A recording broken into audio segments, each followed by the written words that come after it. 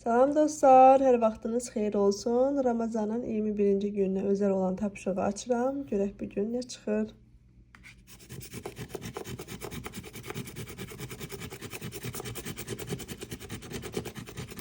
Dostlar, bugün də maraqlı bir tapşırıq çıxdı.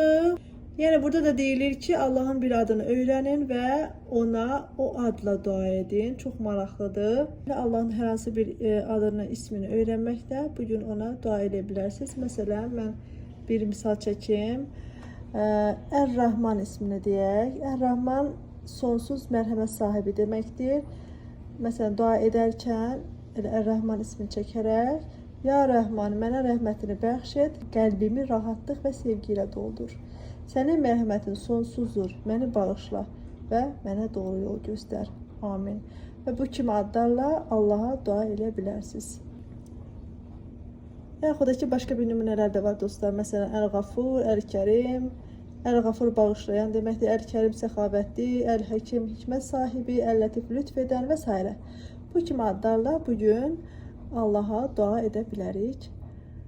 Bugünkü tapşırıq da belədir dostlar. Özünüzə yaxşı baxın. Allaha əmanət olun. Hələlik.